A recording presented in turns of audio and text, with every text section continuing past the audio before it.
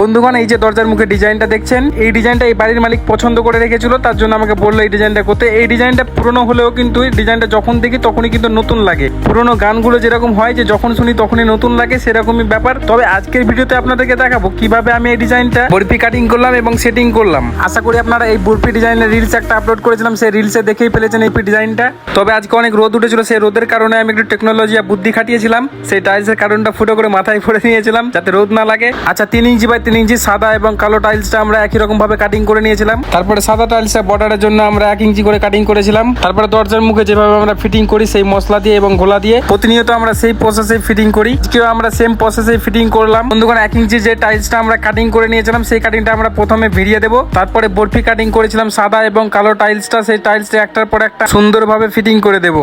বন্ধুগণ, আমাদের ফিটিং করা কমপ্লিট হয়ে গেছে, ইতিমধ্যেই সেটিং করা হয়ে গেছে। এবার সবগুলোকে একসাথে আমি ঠুকে নেবো। একটা একটা করে ঠুকতে গেলে কম বেশি হয়ে যায়, সেই কারণে আমি একটা টাইলস নিয়ে নিয়েছি। সেই টাইলসের উপর দিয়ে ঠুকবো, তাহলে সবগুলো এক সমানভাবে সেটিং হবে এবং ফিটিং হবে। তবে বন্ধুগণ, আজকের ভিডিওটা এই পর্যন্ত। যদি ভিডিওটা ভালো লেগে থাকে লাইক কমেন্ট শেয়ার করতে ভুলবেন না, এবং যদি পেজে নতুন হয়ে থাকেন পেজটাকে অবশ্যই ফলো করে দিবেন, এবং যদি ইউটিউব থেকে ভিডিওটা দেখে থাকেন তাহলে ইউটিউব চ্যানেলটাকে সাবস্ক্রাইব করে দিবেন। দেখা হচ্ছে নেক্সট কোনো ভিডিওতে। ততক্ষণ ভালো থাকবেন, সুস্থ থাকবেন, বাই।